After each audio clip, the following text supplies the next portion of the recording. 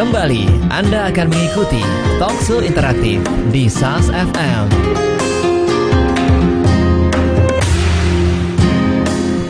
Assalamualaikum warahmatullahi wabarakatuh. Langsung sahabat dari lantai dasar Masjid Nasional Al-Akbar Surabaya. Inilah 107,5 SAS FM dan live video streaming kami di sasfmsurabaya.net. Bermanfaat, menghibur dan syar'i. Selamat sore untuk Anda semuanya, sahabat. Saya Alik A3, di gatekeeper ada Arin Rosalina. Kita berjumpa ya di program Samudra Hadis. Dan kita masih membahas, sahabat, ini panjang bahasanya terkait 70 dosa-dosa besar.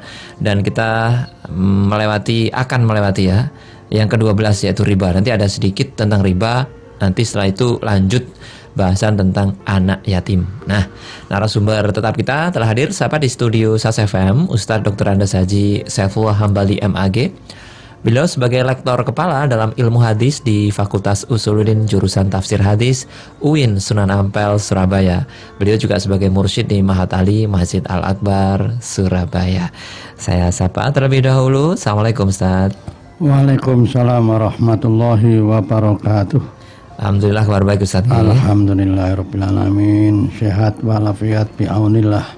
Baik, sahabat yang ada di rumah maupun di jalan. Nah, Anda nanti juga boleh interaksi ya bersama kami. Anda silakan bertanya, barangkali ada sesuatu yang kurang jelas begitu, boleh Anda tanyakan di sini ya. Teleponnya 8297299, SMS dan juga WA kita di 0812306345 hingga pukul 5 nanti. Baik Ustadz, monggo langsung dibuka. Assalamualaikum warahmatullahi wabarakatuh. Waalaikumsalam. A'udzubillahi minasyaitonirrajim. Bismillahirrahmanirrahim. Alhamdulillahirabbil alamin. Summa sholatu wassalamu ala asyrafil anbiya'i wal mursalin wa ba'du. Wa qala Rasulullah sallallahu alaihi wasallam, kullu qardin jarrom naf'an fahuwa riba. Hadis riwayat Al-Bukhari. Alhamdulillah para pendengar yang berbahagia, kita sudah membahas hadis-hadis tentang dosa besar yang ke-12 dan kesimpulannya kullu qardin jarra naf'an fahuwa riba. Setiap utang yang menarik keuntungan atau manfaat atau anaan bahasa Jawanya, anaan, maka itulah riba. Ini mutlak berlaku untuk rentenir ya. Tapi kalau yang di bank-bank yang tertata dengan konvensional, itu ulama beda pendapat. Ada yang masuk ini, ada yang tidak. Karena yang tidak itu karena bunga-bunga itu kembali kepada manfaatnya masyarakat banyak itu. Terutama bank-bank pemerintah. Bank pemerintah, makanya supaya jelas. Nah, apa itu kalau bank yang umum swasta? Swasta yang yang apalagi milik luar negeri. Nah, ini yang tanda tanya kan.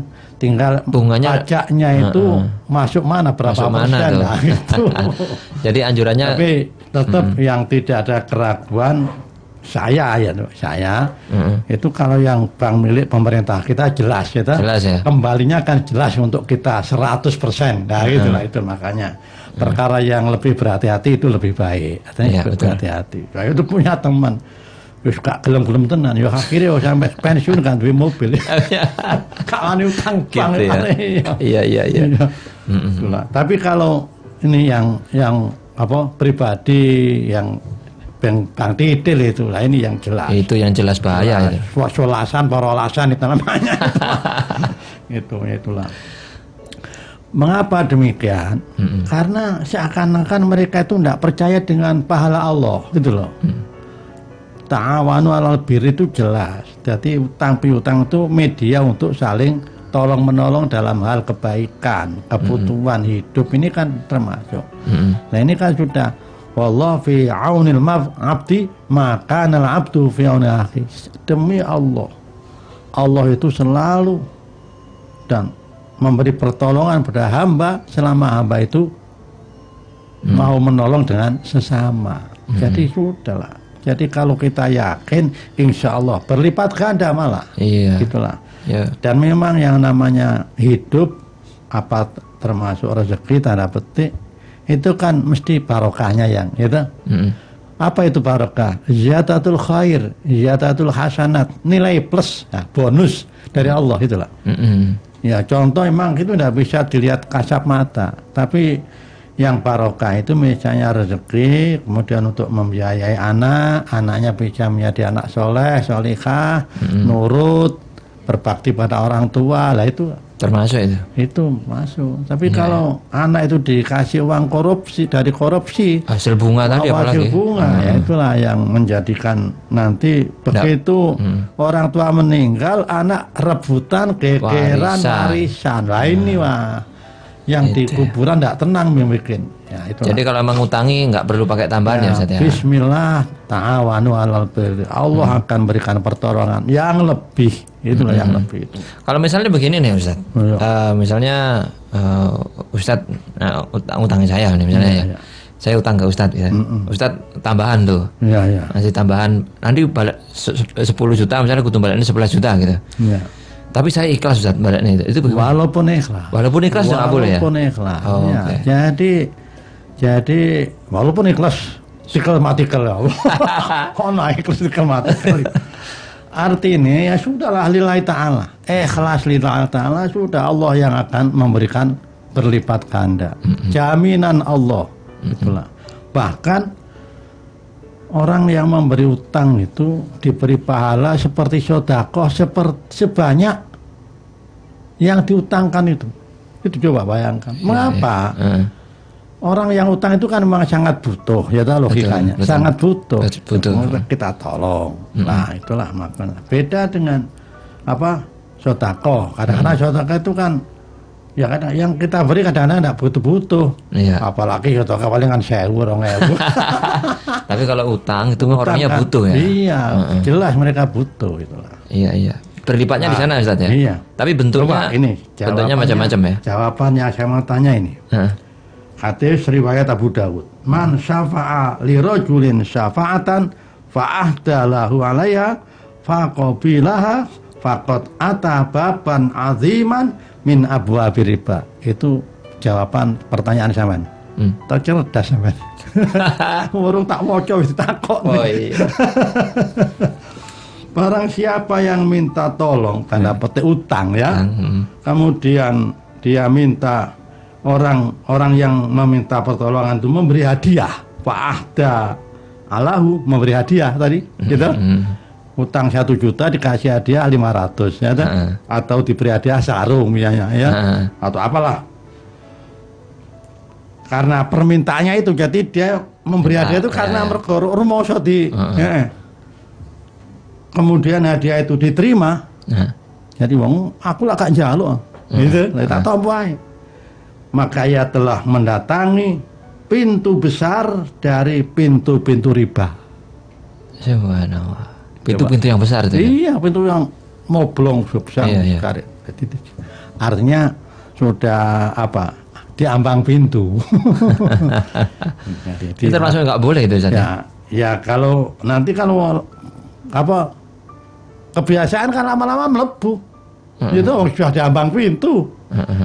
Jadi kan faqad ata baban aziman min abwabir riba. Karena sudah diambang pintu. Makanya jangan keseringan ya, sekali-kali aja lah.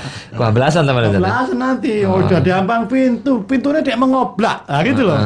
Ya naik pintu buka sedikit saja, masih. Oh barangkali 1 kali hadiah buka kira-kira 10 cm. Ke yang lain lagi, kayak gitu lagi gitu ya. Itu. Ya Allah. Bisa jadi itu ya. Ya makanya kita kalau sudah nolong sudah lillahi ta'ala dan percaya betul, yakin seyakin-yakinnya Allah Maha Penolong. Ya. La'anallahu akila riba wa mukilahu. Hadis lain, Allah melaknat pemakan riba dan yang mewakilinya. Mewakili ya momennya diundang, beda? Diundang. Kemudian dia tidak datang, kemudian diwakilkan. Padha ae, gitu. ada bancaan, kemudian yang untuk suguhan itu barang riba. Padha ae. Padahal gini kan karo. Sama ini aja sate ayam. Tapi apalagi dia tahu ini tukang anak ini duit lah itu. Itu dianjurkan untuk hati-hati gitu. Iya, makanya. Nggak usah dimakan ya. Iya. Ini wasyahidai wakatibai, cobain. Dan yang dilaknat tadi orang yang makan riba, orang yang mewakili, dan orang yang menjadi saksi, orang yang menulis, mencatat. Nah itu termasuk ya. Secara lengkap akilu riba wa muwakkilahu wa katibuhu idza alima dzalika mal'unani ala lisani Muhammad. Ya Allah, orang yang memakan riba, orang yang mewakilinya, orang yang mencatat, orang yang mengetahui hal itu, semuanya itu dilaknat oleh Nabi Muhammad. Laknat itu kasarannya termasuk apa ya? Ditungakni lah kapan itu. Nanti sudah. Jadi yang sudah pasti kalau Nabi Muhammad melaknat kan sudah pasti itu. Itulah. Pokoknya jangan deket-deket lah dengan orang gitu ya Ustaz ya. Makanya kalau sudah ya kita itu hidup kan satu sama lain saling membutuhkan, gitu. Jadi yatul ulya khairun min yadis sufla. Tangan yang di atas itu tangan yang memberi pinjaman, tangan yang memberi sesuatu, atau tangan yang memberi utangan itu akan lebih baik daripada yang di bawah. Memang yang utang. Dan jaminan Allah tadi, Allah selalu pasti memberi pertolongan kepada orang yang suka memberi pertolongan kepada orang lain. Itu sudah janji Allah. Ya.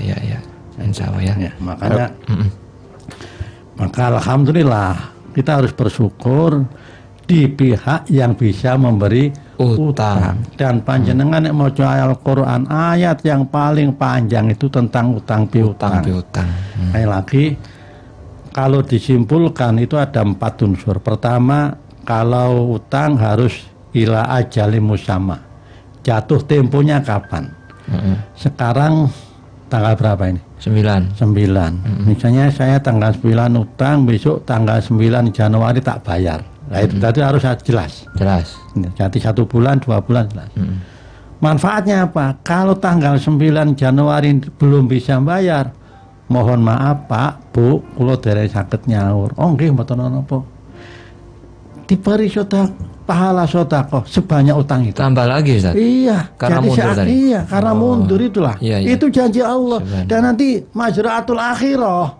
Awak kan hidup itu kan dalam perjalanan. Ad-dunya majraatul akhirah. Dunia itu adalah kebun, taman yang untuk dipetik nanti di akhirat. Yang dunia tak dijebak. Jadi nggak boleh geremeng ya Ustaz ya. Kalau yang kita utang itu ngundur-ngundur jadwal ya. Apa? Waktu tempo tadi. Ya, makanya kalau terpaksa Allah memberikan bonus lagi gitu lah. Yang kedua kemudian waktu pun ditulis. Yang ketiga ada saksi dan ada pesan moral wattaqullah. Ini. Di dalam ayat ini ada pesan moral wattaqullah. Coba bayangkan. Itulah. Jadi utang piutang itu betul-betul media sarana untuk ta'awanu alal birri wat taqwa. Jangan digunakan untuk media cari keuntungan. Janganlah ya. Keuntungan akhirat aja. Akhirat aja. Dunia habis. Wong masa duit akeh paling sak piring kan. Enggak digawa mati ya. Iya, apalagi nek wis tuwek, kadang-kadang duit akeh diaben. Itu apa? Wis manis-manis gak oleh. Akhirnya dikasihkan ke rumah sakit. Rumah sakit. Mending disedekahkan dulu ya. Oke, baiklah. Setelah kita akan jeda sebentar. Ini sudah selesai ya. Oke, nanti kita lanjut ke yatim ya. Sesi berikutnya. Baik. Kita masih di program Samudra Hati sahabat dan kita masih membahas ya. Maaf, kita nanti akan bahas tentang anak yatim. Nah, telepon kita bagi Anda yang bertanya terkait pembahasan kita 8297299 SMS dan WA 0812306345. Kami akan kembali setelah yang berikut ini. Apa sajakah kiat-kiat bisnis Islami? Sinergi harus perlu, terus pandai bersyukur dan berucap terima kasih.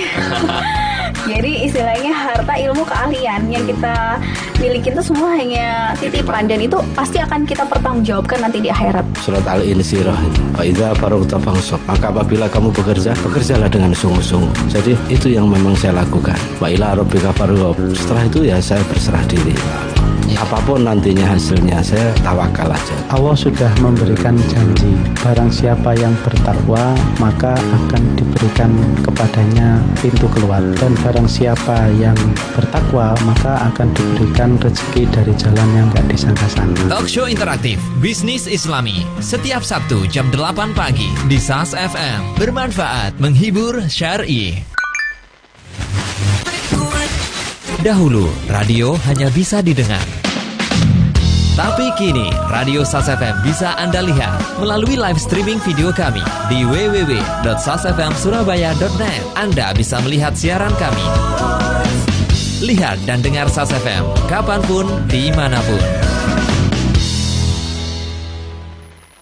107,5 SAS FM. Bermanfaat, menghibur, syar'i. Ini yang setia bersama saya dari pagi tadi sampai sore ini, ya Arin ini. Oke, silakan Arin, informasi lalu lintas. Iya, untuk informasi lalu lintas sahabat ya, di sore hari ini atau di menit ini gitu ya sahabat ya, di menit ke-22 lepas dari pukul 16. Untuk lalu lintas di kawasan Kapasan, depan Pasar Kapasan, hari ini sahabat lalu lintasnya terpantau padat merayap ya. Kemudian Makam Rangkah yang ada di Jalan Kenjeran itu lalu lintasnya hari ini tampak padat. Kenjeran yang mengarah ke Kapasan beberapa titik juga terpantau lalu lintasnya padat merayap ya.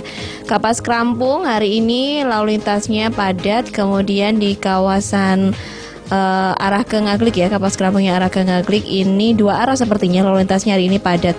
Di kawasan Kalianyar sendiri sahabat, lalu lintas di kawasan Kalianyar juga hari ini padat merayap ya. Kemudian di kawasan ya macet sebentar ya. Ini di Pecindilan lalu lintasnya juga tampak padat untuk hari ini, untuk menit ini ya. Kemudian di kawasan Ambengan ini juga lalu lintasnya padat. Kusuma Bangsa lalu lintasnya juga padat. Di kawasan Stasiun Gubeng ini juga lalu lintasnya padat merayap sahabat. Kemudian di kawasan Gubeng Pojok ini juga lalu lintasnya padat merayap. Depan RSUD Dr. Sutomo hari ini juga lalu lintasnya padat, dan juga Kertajaya lancar hari ini. Kemudian di kawasan kawasan Pucang Anom Timur hari ini lancar, hingga ke Ngagel Jaya juga lancar. Ngagel Jaya Selatan beberapa titik hari ini terpantau padat merayap. Demikian juga Manyar, dua arah lalu lintasnya hari ini ramai sahabat. Dan ke Jagir Wonokromo hari ini lalu lintasnya padat. Maksud saya lalu lintasnya untuk hari ini lancar ya. Dan di kawasan Raya Wonokromo lalu lintas padat hingga ke Ahmad Yani. Dari Disub Surabaya, pantauan arus lalu lintas Simpang Ngagel Sulawesi mengarah ke Putran hingga di Noyo terpantau peningkatan volume. RTMC Polda Jatim belum ada update terbarunya, dan informasinya hanya itu yang bisa saya sampaikan untuk Anda. Kembali ke Alik. Terima kasih Arin atas kesetiaannya.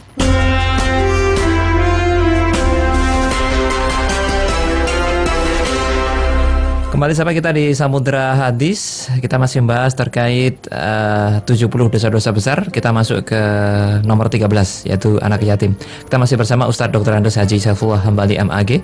Beliau lektor kepala dalam ilmu hadis di Fakultas Usuluddin, jurusan Tafsir Hadis UIN Sunan Ampel Surabaya. Beliau juga sebagai mursyid di Mahat Ali Masjid Al-Akbar Surabaya. Anda ingin bertanya terkait pembahasan kita, silakan teleponnya 8297299, SMS dan juga WA 0812 3006 345. Monggo Ustaz, hadis-hadis terkait anak yatim nih Ustaz. Alhamdulillah, firman Allah surat An-Nisa ayat 10. A'udzubillahi minasyaitonirrajim.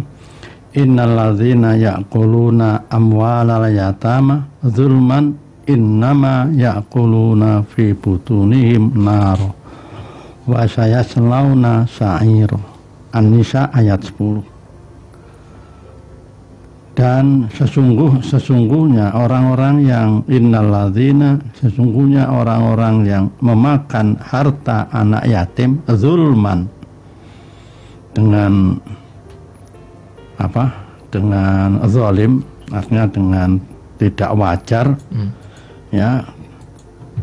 Sebenarnya innama ya'kuluna fi butunihim naro. Sebenarnya mereka itu menelan api neraka di dalam perutnya, dan mereka akan masuk ke dalam api yang menyala-nyala. Jadi sudah di dalam perutnya penuh dengan api neraka, dan dia ada di tengah-tengah neraka. Wah. Subhanallah. Ini kadang-kadang nih, mengapa Allah kok memberikan sinyal seperti ini ya? Ayat yang keren sekali. Barangkali memang zaman itu akan ada orang-orang yang memperalat anak yatim. Nah, ini memanfaatkan anak yatim itu. Jadi ya Allah. Jadi kalau anak yatim itu misalnya ditinggal mati ayahnya, kemudian ibunya yang merawat, ya, atau mungkin keluarganya, atau diasuh orang lain yang di tempat pengasuhan itu, ya silahkanlah makan, nunut urip bersama anak yatim, tapi wajar-wajar saja. Taruhlah gampangan ini, nek anak yatim bisa diberi makan menu dengan tempe, tahu tempe, ya sudah, jeragannya tahu tempe. Jadi bersama-sama, iya bersama-sama satu meja gitulah. Jangan terus pakaiannya, pokoknya jangan terus memperalat, ya, memperkaya diri dengan atas nama anak yatim. Nah ini ya. Wala taqrabu. Wah ini nih, jangan kamu mendekat-dekati. Coba bayangkan. Katanya nggak boleh. Iya, itu kan apa nih? Peringatan Allah itu begitu. Banyak orang yang tidak tahan dengan godaan uang tadi, itulah. Ini kan peringatan. Malal yatim illa, ya, kecuali billati hiya ahsan, dengan cara yang baik. Jadi itu tadi. Jadi kalau memang kita mampu memberikan atau mendirikan panti asuhan anak yatim, kan ada dua model mengasuh anak yatim itu, di mana ada anak yatim karena masih ada ibunya, nah kemudian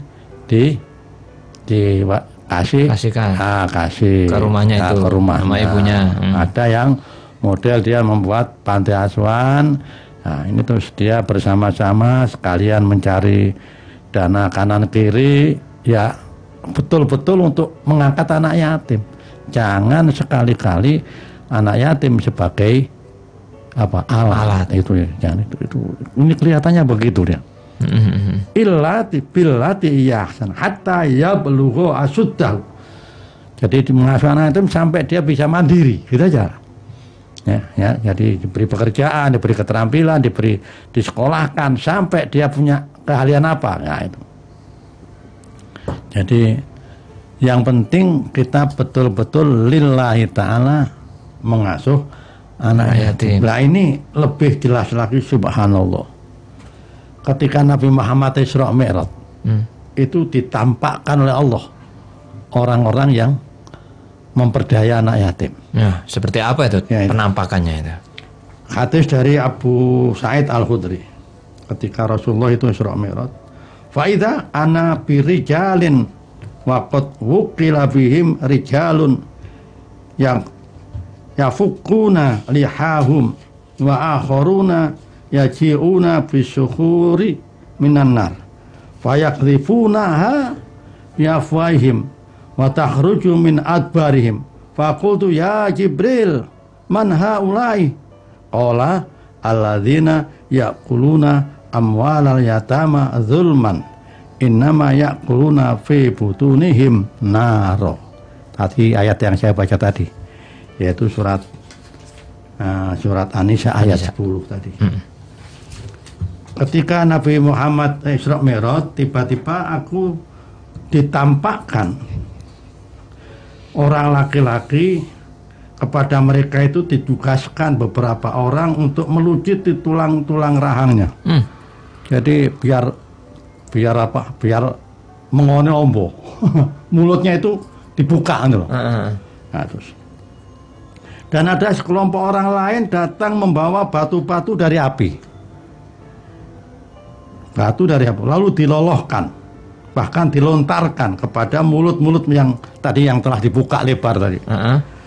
Kemudian batu-batu itu keluar dari dubur-dubur mereka. Masya Allah. Coba bayangkan, tadi mulutnya dibuka lebar, rahangnya dilepasi dulu, terus dilempari batu yang menganga, yang panas itu.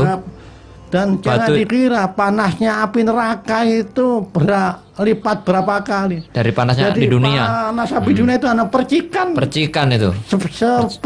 Seribunya mungkin. Percikan aja kita jingkat-jingkat itu. Apalagi yang neraka. Jadi dimasukkan lewat mulut, keluar lewat dubur. Jadi batunya itu menggelinding lewat usus. Aduh, sakitnya gimana tuh Ustaz? Terus Masya Allah. Nabi Muhammad tanya, "Qul tu ya Jibril, man haulai?" Siapa itu Jibril? Kok ngeri begitu? Qala Jibril berjawab, "Alladzina yaquluna amwalal yatama zulman. Innama yaquluna fi butunihim naro." Jadi itulah orang-orang yang makan harta anak yatim. Sesungguhnya mereka itu makan api neraka yang dikeluarkan lewat duburnya tadi. Ya Allah, kita memang harus peduli ya. Kita harus peduli dengan anak yatim, peduli dengan anak-anak orang yang tidak punya. Ya itu. Bahkan Quran itu langsung aro'aital ladzi yukadzibu biddin. Tahukah kamu siapakah pendusta agama itu? Ketoke serbanan. Cobahan tiap tahun haji umroh berkali-kali. Tapi dia pendusta. Siapa itu? Fadzalikal ladzi yatu'ul yatim. Yaitu mereka yang tidak peduli dengan anak yatim. Jadi wis duit umroh, duit haji. Sementara saat ada anak yatim, nggak tahu. Nah, itu. Bahkan duit rabine. Wah, itu ya siksa itu ya. Itulah. Tapi Ustaz, tadi contohnya itu ada seorang laki-laki Ustaz ya. Ada makna laki-laki perempuan? Itu kan makanya itu. Rijal itu tidak semuanya harus orang lah aja. Orang gitu aja. Orang ya. Iya, walaupun saya pikir bahasanya itu rijalun, tapi itu orang. Baik laki-laki maupun perempuan. Baik. Ustaz, ini ukuran tentang kewajaran ya. Enggak apa-apa dari anak tapi wajar. Ya. Nah, contohnya tadi itu makan Ustaz ya. Kalau makan sama, pakaiannya juga sama, nggak boleh melebihi daripada anak yatim. Tapi ada kasus begini Ustaz ini. Ini meninggal bapaknya, anaknya ini masih balita Ustaz. Nah tentu itu banyak sekali yang sedekah ya, sumbangan. Dan ini nggak di panti asuhan, di rumah. Nah ternyata sama ibunya ini Ustaz, itu dibelikan perhiasan Ustaz. Nah itu untuk kalung, macam emas-emas gitu. Ini kenyataan Ustaz. Saya lihat sendiri. Nah kalau seperti itu bagaimana? Ya itulah barangkali mengapa Allah itu memberikan jauh-jauh peringatan. Ya apakah anak sendiri, apakah orang lain itu sama Ustaz. Sama. Jadi makanya kan kalau ditinggal mati suami dan ada meninggal anak, ada harta, itu seyogianya itu langsung dibagi harta waris itu. Langsung dibagi.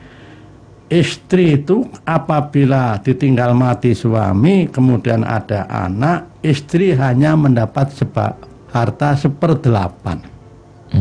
Yang 7/8 untuk anak-anaknya.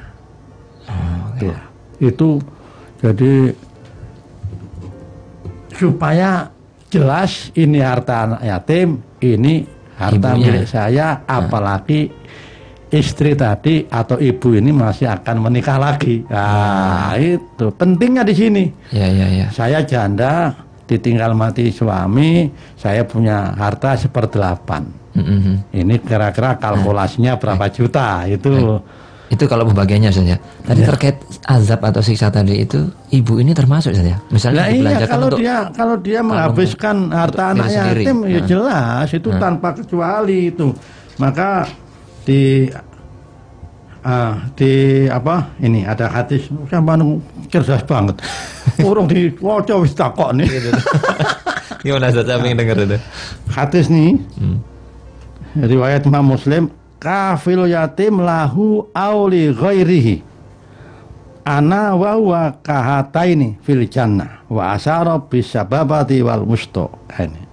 Kata Nabi saya, nah, orang yang mengasuh anak yatim lahu, baik itu anak yatimnya sendiri atau orang lain, nah itu kan berarti kan ibunya tadi ya, jadi kafil yatim lahu, jadi orang yang mengasuh anak yatim lahu miliknya dia sendiri, artinya mbuh adike, mbuh ibuke, pokoknya keluarga dekat lah ya, itu atau orang lain. Kata Nabi, ana wa waka, saya dengan dia seperti ini. Nabi sampai memberikan isyarat 2 jari-jari. 2 jari. Ini tengah sama telunjuk. Telunjuk. Nah, ini kan dekat sekali. Dekat. Nah, itulah fil jannah. Jadi memang jaminannya kalau kita bisa mengasuh anak yatim dengan baik, sudah istimewa. Surga dijamin oleh Allah kahatain seperti 2 jari. Kan tidak ada jaraknya ya. Ada jarak. Ada jarak ini dekat sekali. Dekat. Dan umpama derajat juga tidak beda jauh ya. Nggak beda itu. Nggak beda. Hanya sedikit sekali gitu loh. Beda kan dengan jempolan gitu kan. Beda kan jauh dan ada jaraknya. Nabi ya kahatain asyababata wal wusta. Coba bayangkan. Ini kalau diperlakukan dengan bisa baik, memperlakukan mengasuh anak yatim dengan baik lillahi ta'ala sampai dewasa, sampai dia bisa mandiri. Ya sekarang mungkin ukurannya ya sampai lulus S1 lah gitu misalnya, sarjana ya. Sarjana. Kalau memang aliyah SMA sudah memang ukuran dewasa itu ya sampai SMA itu. Tapi kan makanya kan SMA itu kadang-kadang kan sudah bisa kerja gitu. Bisa paling tidak sudah diberi pekerjaan. Ya itu dilatih mandiri itu. Itu. Makanya di balik itu, jadi di balik yang peringatan yang keras tadi ada jaminan yang menggiurkan itu loh ya. Artinya kalau dia betul-betul amanah. Itulah. Itu dia. Baik. Ya. Ustaz, kita sebelum dilanjutkan ya. Tidak sebentar nih, ya. Baik, sampai kita masih di Samudra Hadis. Kita membahas sekarang ini terkait memakan harta anak yatim ya. Telepon kita bagi Anda yang bertanya 8297299. Kami akan kembali setelah yang berikut ini. Catatan informasi. Sahabat BNPB siapkan tenda untuk sekolah darurat. Badan Nasional Penanggulangan Bencana BNPB menyatakan pemerintah menyiapkan sejumlah tenda untuk sekolah darurat bagi anak-anak korban gempa bumi 6,5 skala Richter yang mengguncang sejumlah wilayah Aceh pada kemarin Rabu pagi. Presiden Joko Widodo meminta agar anak-anak yang menjadi korban gempa bumi tersebut tetap ceria dan terus belajar. Pihaknya juga berkoordinasi dengan Kementerian Pendidikan dan Kebudayaan untuk pembangunan sekolah rusak tersebut. Sementara itu, sahabat Dirjen Pendidikan Dasar dan Menengah Kemendikbud, Hamid Muhammad mengatakan terus melakukan identifikasi sekolah rusak. Data sementara, puluhan sekolah yang terdiri dari 19 sekolah dasar, 11 sekolah menengah pertama, dan 1 sekolah menengah atas mengalami kerusakan. Informasi terakhir sahabat dari PD Jaya, Presiden mengatakan utamakan evakuasi korban. Korban yang tertimbun reruntuhan bangunan yang roboh akibat gempa berkekuatan 6,5 pada skala Richter di PD Jaya Aceh terus bertambah. Presiden Joko Widodo menyatakan proses evakuasi terhadap para korban tersebut mesti diutamakan dan berharap kunjungannya ke Aceh tidak mengganggu proses evakuasi. Presiden telah memerintahkan pihak-pihak terkait seperti TNI, Kementerian Kesehatan, dan Badan Nasional Penanggulangan Bencana atau BNPB untuk terjun dalam proses evakuasi. Sementara itu, sahabat Kepala BNPB William Rambanggili menyatakan hingga kemarin sore jumlah korban yang tercatat mencapai 99 orang meninggal dunia, 84 diantaranya sudah diidentifikasi. Selain korban meninggal, William mengatakan korban luka-luka juga terus bertambah. Hingga Hingga kemarin siang, sahabat, korban luka berat bertambah menjadi 127 orang dan luka ringan 462 orang. Mereka dirawat di sejumlah rumah sakit dan puskesmas di Banda Aceh PD dan PD Jaya. Demikian catatan informasi kami ambil dari Antara dan Republika. 107,5 SAS FM, bermanfaat, menghibur, syar'i.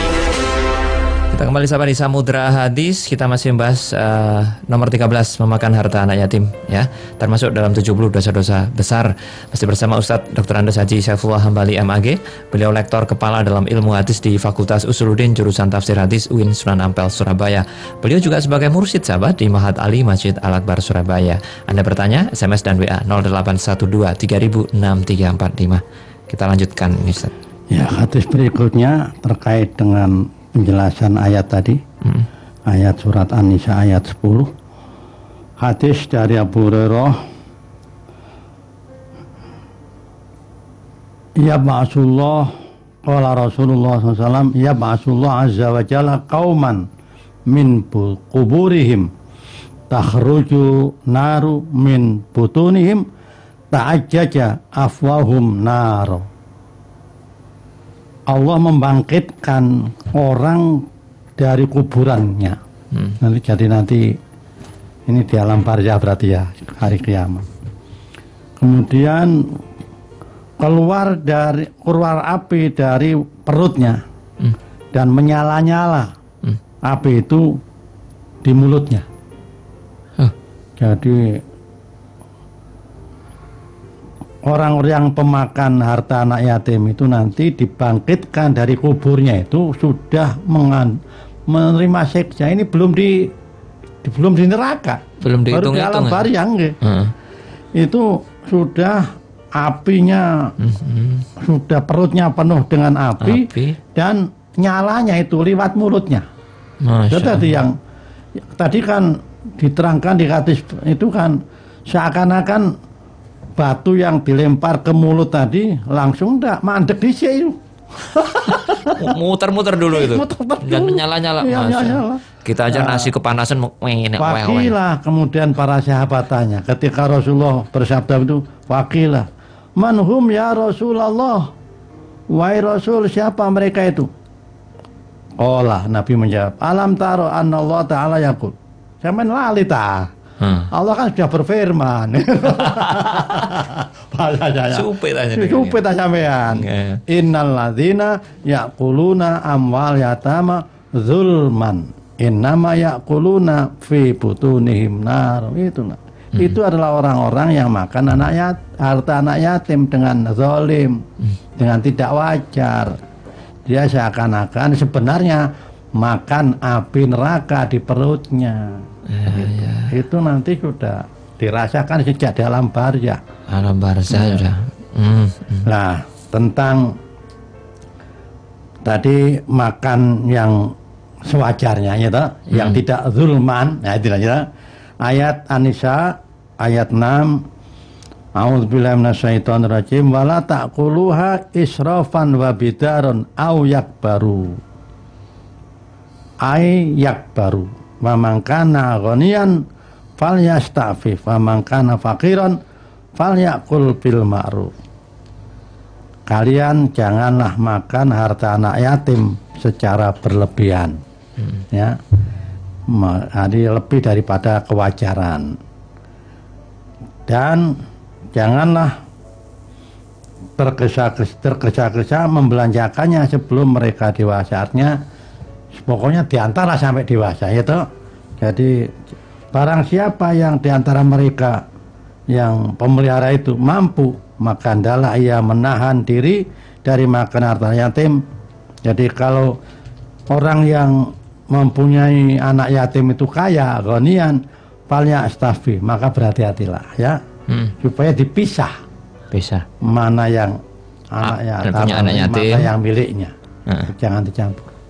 Baik. Memangkana faqiran, kalau dia memang tidak mampu, ya dia memang pekerjanya mengurus anak yatim itu, tidak punya kekayaan lain. Fal yakul bil ma'ruf, maka ya makanlah, silahkan makan dengan ma'ruf, dengan kepatutan. Baik. Taruhlah begini. Ya, gimana itu, Ustaz? Juru masak gitu. Karena ada panti asuhan yang juru masak, ada yang juru cuci pakaiannya, bersih-bersih halaman dan lain-lain. Itu ya bil ma'ruf, dikaji dan dia makan bersama-sama mereka bil ma'ruf. Pokoknya jangan berlebihan. Nah, itulah Mas. Jadi ya ini memang apa ya? Perasaan. Apa itu? Ya. Tahu diri lah begitu tahu ya. Diri. Ya, tahu diri ya. Baik. Pokoknya saling tolong menolong, saling ya bisa mengambil manfaat. Jangan sekali-kali tadi memperkaya diri yang tinggi. Tadi ada kata-kata pembagian ya Ustaz ya. Termasuk kalau misalnya ini dikelola nih yatim nih misalnya. Ya. Jadi untuk pengelolanya itu berapa persennya begitu dari pendapat tadi Ustaz? Ya. Adakah satu Tidak ada penjelasan. Makanya hanya wa man kana ghaniyan falyastafif. Barang siapa yang merasa kaya kan yo harus tahu diri gitu. Ukurannya apa duwe mobil Alphard napa. Lah, ini menurut ahli tafsir ya, ini ada empat pendapat.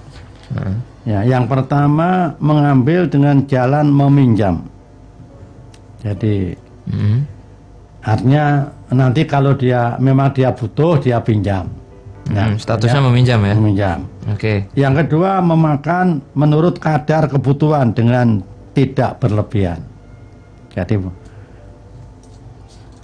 ya pokoknya jenenge mangan sawarke lah wane ngono ya. Kadarnya sama lah menunya. Menunya sama. Ya. Yang ketiga mengambil dengan sebatas ukuran apabila pengurus harta anak yatim itu mengerjakan suatu pekerjaan untuk kepentingan si anak yatim. Ya taruhlah kalau sekarang ya UMK gitu aja lah gitu. Jadi sama dengan kita ya bekerja di luaran. Yang keempat, pengurus anak yatim, harta yatim itu mengambil dalam keadaan terpaksa darurat dan apabila telah mampu mengembalikan, tetapi kalau tidak mampu maka hal itu dihalalkan. Ini pendapat ahli tafsir yang namanya Ibnu Jauzi menafsirkan ayat tadi. Ya, ayat yang saya baca surat An-Nisa ayat 6 tadi. Baik. Jadi ini semakin jelas Ustaz ya. Jadi bagiannya itu kalau misalnya satu orang yang mengelola bagiannya adalah UMR gitu ya kan wajar itu. UMR-nya berapa ya udah dapat itu. Ya. Kalau misalnya butuh tambahan minjam boleh Ustaz. Boleh, tapi jangan dilupakan ini. Iya, minjam lupakan dikembalikan. Iya, yang namanya minjam tuh harus dicatat. Harus dicatat, harus ada saksi. Ya. Harus ada kesanggupan kapan mengembalikan.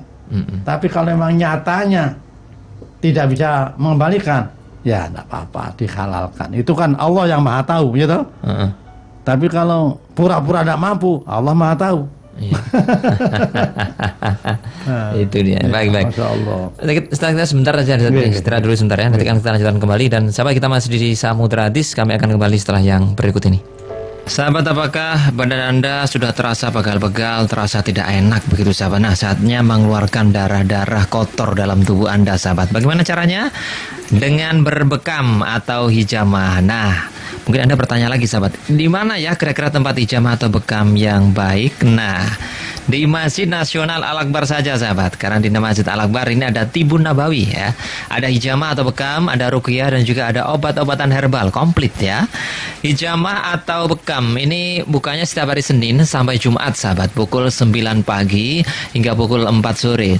Sedangkan untuk hari Sabtu itu pukul 9 pagi hingga pukul 12 siang. Jangan khawatir bagi Anda seorang wanita, nanti terapis bekamnya juga ahwat ya atau wanita. Selain bekam sahabat, di Masjid Al-Akbar juga ada ruqyah syariah bersama Ustadz Bambang Junaidi yang buka setiap hari Sabtu dan Ahad pukul 9 pagi hingga pukul 3 sore. Nah, setelah Anda bekam tentu Anda perlu ya obat-obatan herbal sebagai penyuplai kesehatan Anda setiap harinya. Obat-obatan herbal ini sahabat seperti madu, habatus sauda, minyak zaitun dan lain-lain. Ini telah terdaftar di Dinas Kesehatan juga ada ya di Masjid Nasional Al-Akbar Surabaya. Untuk informasi lebih lanjut sahabat tentang bekam, ruqyah dan juga obat-obatan herbal, silakan Anda telepon 8289755 atau 56 di hari dan jam kerja. Atau ini aja sahabat, Anda langsung saja datang ke lantai dasar Masjid Nasional Al-Akbar Surabaya. 107,5 SAS FM, bermanfaat, menghibur, syar'i. Oke, Arin, singkat saja silakan. Iya, sahabat, Anda bisa ikuti ya edukasi berkendara bersama SAS FM dan juga Dharma Safety Drive dengan tema berkendaralah sebagai seorang muslim saat touring di tahun baru 2017. Nah, nanti bersama Pak Komang Ferry dan juga Pak Muhammad Arsyad, beliau berdua dari Dharma Safety Drive yang akan memberikan teknis dan juga tips saat berkendara yang baik, benar dan aman. Yang insya Allah sahabat, acara ini akan kami adakan untuk Anda pada Ahad 18 Desember 2016 pukul 8 sampai dengan selesai dan gratis ya. Gratis untuk Anda sahabat Radio SAS FM, dengan syaratnya mempunyai niat dan semangat berdakwah bahwa seorang muslim seharusnya sadar berlalu lintas, mempunyai motor atau mobil, sering berkendara karena pekerjaan atau touring.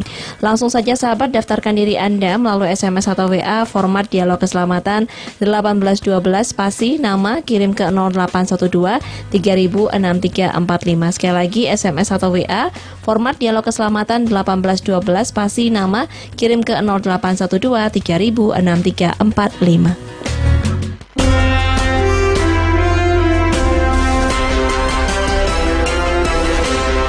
Sesi terakhir Samudra Hati sahabat, kita langsung angkat telepon. Assalamualaikum. Kedudukan bulan. Oh, maaf. Putus ya teleponnya ya? Sebentar. Assalamualaikum. Halo. Ya. Waalaikumsalam. Oh, alhamdulillah. Waalaikumsalam warahmatullahi. Iya. Saya salah angkat ini. Nggih, Ustaz. Salah angkat ruang utama. Begini Ustaz, aduh saya dengernya nggak enak. Gimana, Bu? Masuk pengasuh yatim piatu pakai di target UMR gitu. Mestinya itu kita yang berkorban untuk anak yatim, sekalipun ditinggalin harta dari orang tuanya. Oh ya. Mestinya begitu. Masa itu sudah hukum tau Ustaz. Oh gini. Saya itu biasa Ustaz. Maaf saya cerita sebentar. Saya biasa diikutin sama anak yatim. Nggak tahu kenapa pawaan baik dari dulu. Ini ada 3 yang mau ikut saya. Keberadaan saya masih memprihatinkan. Jadi saya nggak bisa nampung, cuma sekali-sekali saya beri gitu materi. Iya. Ini Bu yang saya maksud, iya? Kan panti asuhan itu kan ada pegawainya, yang saya maksud begitu. Misalnya ada panti asuhan, anak yatimnya 10 sampai 20 atau bahkan 50, itu kan mesti ada juru masaknya. Dan saya Bu ya Ustaz, itu yang pemangkunya itu ya mestinya punya. Oh iya. Kalau pemangkunya, pengurusnya itu ya harus berkorban. Makanya ayatnya kan wa mangkana ghaniyan. Nah ini wa mangkana ghaniyan falyastafif. Itu yang saya maksud UMK itu mereka yang bekerja di panti asuhan. Jangan masa ada targetnya begitu Ustaz. Loh kan ya yang namanya asrama ya toh? Asrama ya, panti asuhan. Kemudian anak yatim itu tiap hari makan 3 kali. Kemudian yang cuci pakaian anak 50 ya toh, yang membersihkannya nyapu dan lain-lain. Itu kan relawan kalau. Oh alhamdulillah ya, makanya saya katakan maksimal ya. Ya yang namanya kan ya banyak yang kerja ya, sama dengan pembantu. Kalau relawan ya butuh, mereka butuh nafkah untuk keluarga yang tiap bulan digaji ya. Oke. Kan yayasan ya. Saya nggak mau gitu. Bu Rini, gini kalau mungkin ya terima kasih Bu Rini. Kalau mungkin pribadi di rumah gitu memang nggak boleh Ustaz. Tapi kita langsung contoh saja ya, seperti yatim mandiri misalnya. Itu kan profesional. Ya memang harus ada kayak itu tadi ya. Aturan-aturan UMK dan lain sebagainya itu. Jadi yang saya maksud itu Bu. Jadi kan kita profesional. Nah ini loh. Ada hadis ya, yang betul-betul memberikan rangsangan untuk membuat panti asuhan secara profesional. Man dhamma yatiman minal muslimina ila ta'amihi wa syarabihi hatta yughniyahu ta'ala aujaballahu lahu al-jannah ila ayyamala dzamban la yughfaru.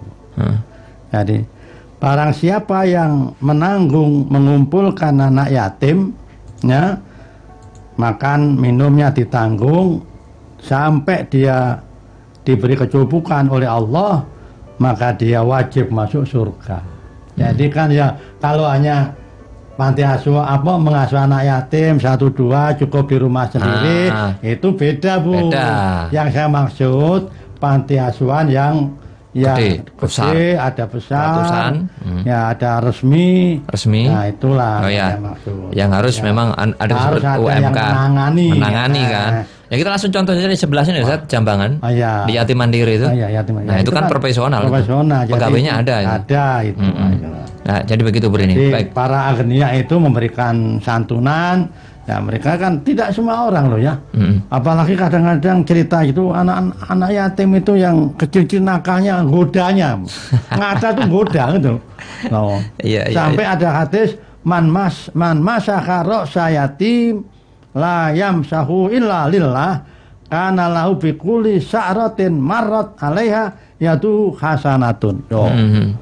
Barang siapa yang mengusap kepala anak yatim lillahi ta'ala, karena kasih sayang, karena cinta, maka kana lahu bi kulli sa'ratin marrat.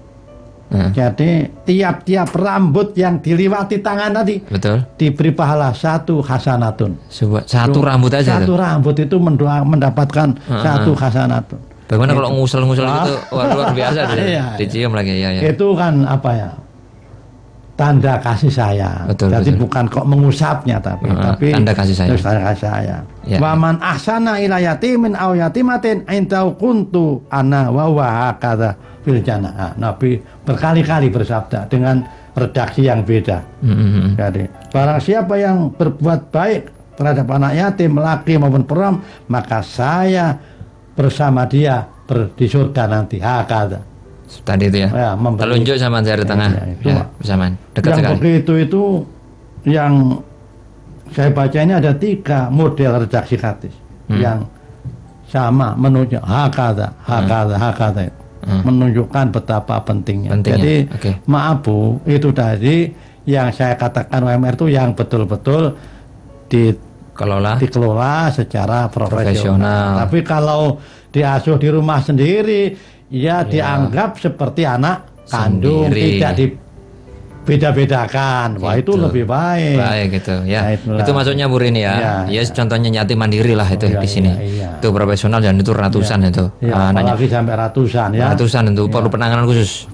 Nanti kalau nggak ditangani pengurusnya betul-betul lillahi ta'ala tidak memperkaya diri. Nah itu catatannya. Iya catatan itu ya. Baik Ustaz, kita baca SMS ini banyak ya Ustaz. Alhamdulillah. Cuma 2 sih isinya yang banyak. Ini tidak ada namanya. Tidak ada namanya, tapi pertanyaan banyak nih. Satu orang tapi banyak pertanyaan. 082221 sekian ya. Assalamualaikum Ustaz. Waalaikumsalam. Saya mau bertanya masalah anak yatim. Sampai usia berapakah anak masih dikategorikan anak yatim? Bagaimana jika ibunya menikah lagi? Apakah masih disebut anak yatim? Dalam banyak hadis sering disebutkan bahayanya menyakiti anak yatim. Bagaimana dengan anak piatu yang sudah tidak punya ibu? Padahal banyak cerita bahwa ibu tiri itu banyak yang kejam menyakiti anak tirinya. Apa perbedaan anak yatim dan anak piatu? Adakah hadis yang menjelaskan khusus masalah anak piatu? Ya, monggo Ustaz. Kalau hadis-hadis yang saya baca itu ya hanya yatim dan yatimatin. Anak yatim itu yang jelaskan anak yang ditinggal mati ayahnya. Kalau anak yang ditinggal mati ayah ibu, kemudian orang Jawa mengatakan yatim piatu. Hakikatnya, kalau ditinggal mati ibu itu kan masih ada yang bertanggung jawab, yaitu ayahnya. Perkara ayah menikah lagi, kemudian ibu tirinya itu kejam, nah itu yang masalah baru, ya beda lagi. Makanya bagi ayah yang ditinggal mati istrinya, bersyukurlah mendapat istri baru. Cuma itu belum titik itu Pak. Oh belum titik, koma. Iya. Gimana Ustaz? Pilihlah istri baru yang sanggup mengasuh anak-anak yatim ini gitu. Agak kualifikasinya agak tinggi tuh. Iya. Ada sahabat Pak. Ya gimana itu? Ketika menikah itu ditanya, ya Rasul saya, Abdullah, ente sudah menikah? Sudah. Bikran atau saiban? Saiban. Loh, kenapa kok enggak bikran, enggak perawan? Waduh, ayah saya itu meninggalkan anak-anak yatim. Nanti kalau saya menikah dengan perawan, wah saya asik dengan istri saya yang perawan itu. Saya mencari istri yang bisa ngurusi adik-adik saya yang masih yatim. Wah itulah. Itu padahal itu yang top itu. Adiknya itu. Jadi bukan ayah. Jadi ayahnya itu. Ayah meninggal tapi meninggalkan anak-anak yatim. Nah saya ini kan harus mencari istri, figur ibu, istri yang bisa kasih sayang sama anak-anak yatim ini. Wah. Itu padahal adiknya. Apalagi anaknya. Istrinya harus. Maka itu jadi ojo berbunga-bunga di si alhamdulillah bojo mati oleh bojo anyar. Ojo mikir dewe itu. Artinya alhamdulillah karena perhatikan ya nanti harus berhati-hati jangan sampai terjebak cerita-cerita ibu tiri yang kejam. Nah, itulah maka itu. Ya, jadi kalau misalnya sudah nikah lagi tadi Ustaz, itu statusnya sudah yatim, masih yatim atau gimana Ustaz? Loh, udah dapat ibu baru. Tetap ya. Tetap. Tapi kan makanya kan harus tetap ditanggung oleh ibunya dan ayahnya begitu. Makanya ini pinter ya. As-sa'i 'alal armalati kal mujahidi fi sabilillah. Ada hadis itu ya Allah. Menolong janda. Ini armalah itu janda yang ditinggal mati. Bojo ya, apalagi duwe anak yatim. Wah itu hebat ini. Kal mujahidi fi sabilillah. Maka dia seperti jihad fi sabilillah. Kan langsung oleh bojo, oleh wakafilul yatim, menanggung anak yatim. Seperti jihad fi sabilillah. Berlipat-lipat Ustaz. Iya, berlipat-lipat. Makanya kayak lagi seperti tadi, supaya lebih berhati-hati ketika suami istri meninggal, yang apalagi yang meninggalkan harta, lebih baik, lebih cepat dibagi supaya mana yang milik istri atau ibu orang menyebutnya, sama mana yang milik anak-anak yatim. Nah itu cepat yang syukur yang milik anaknya yatim dikembangkan, terus diopeni nganggo harta bagiane ibu tadi. Ya itu. Cepat dibagi itu nunggu 40 harinya atau gimana? Biasanya kan kayak gitu. Enggak ya, langsung ya. Langsung lebih baik. Kata orang Jawa itu yang penting ini. Ya, yang penting pertama diambil tajhis, yaitu biaya perawatan. Mulai dari ambulan, mungkin ongkos rumah sakit, kemudian ongkos gali kubur, mungkin kafan. Nah ini kafan biasanya kan dipaguyuban kematian ya. Begitu. Pokoknya kalau sudah diambil biaya perawatan, kemudian diambil utang piutang, kemudian diambil wasiat kalau ada, urutan yang keempat. Tapi biasanya bagi ya. Bagi yang penting kapanpun ya. Kapan misalnya nunggu 40 hari, 100 hari, bahkan 1000 hari, yang penting bisa amanah. Itulah lebih cepat itu kan supaya tidak digawe rebutan. Itulah yang penting itu. Apalagi ini yang wajibul wajib, sebelum istri menikah lagi wajib sekali lagi wajib dibagi dulu. Karena supaya apa? Iya nek bojone sing anyar iku Jawa, nek gak Jawa. Susah iku anake. Sang entekne nelongso. Iya. 1/8 ya. Iya. Untuk yang sering. 1/8. Ya. Setelah kita baca satu lagi nih, ya. Terkait anak yatim juga Bu Muna. Terima kasih Bu Muna telah bergabung. Assalamualaikum Ustaz. Waalaikumsalam. Kalau ada anak yatim yang tinggal bersama keluarganya yang tidak mampu, nah ini bagaimana kalau ibu dan kakak-kakaknya yang masih sekolah dan belum berpenghasilan, bolehkah ikut memakan harta adiknya yang yatim? Nah ini bagaimana kalau sudah terlanjur dan batas ukuran yatim itu sampai umur berapa? Ya. Secara ya gampangannya ya tamat SMA lah, ya. Itu ya. Iya, gampangan kan.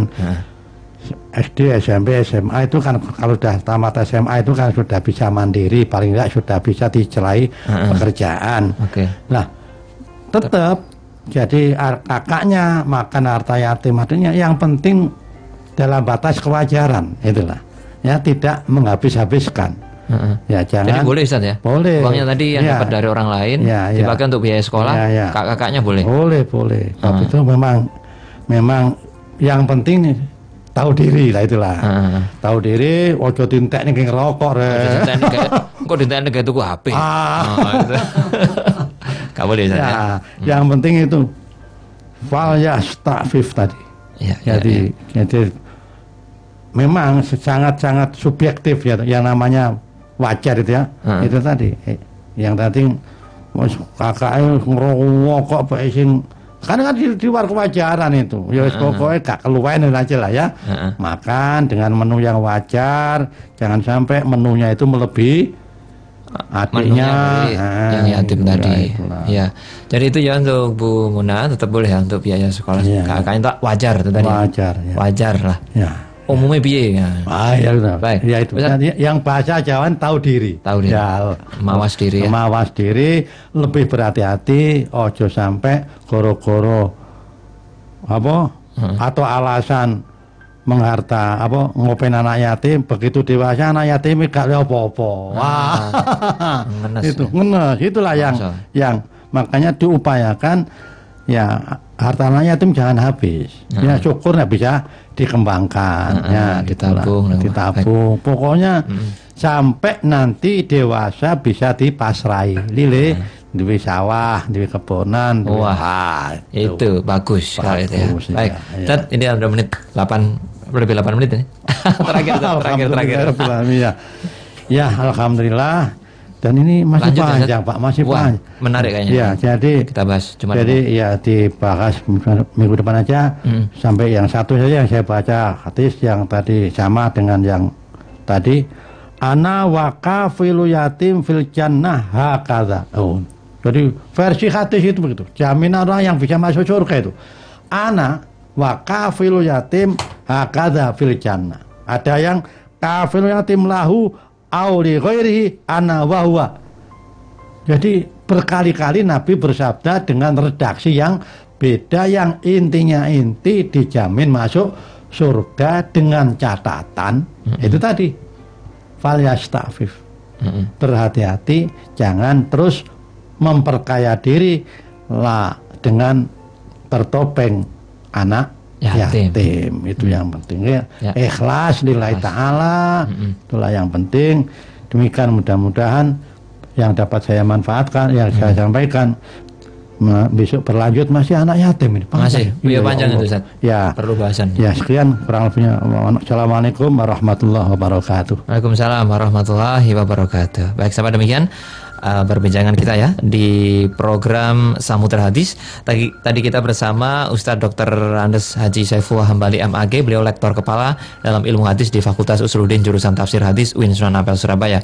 Beliau juga sebagai mursyid di Mahatali Masjid Al-Akbar Surabaya. Terima kasih bagi Anda semua yang telah bersama kami. Mudah-mudahan sahabat ya, alhamdulillahirabbil alamin, kita sudah dapat ilmu dari Ustadz Saifullah Hambali. Mudah-mudahan bisa kita amalkan dalam kehidupan sehari-hari. Amin ya rabbal alamin. Saya Alik Atiga, dikit kiper ada Aryan Basalina. Pamit sahabat. Assalamualaikum warahmatullahi wabarakatuh. Acara selanjutnya, Hits Musik Islami.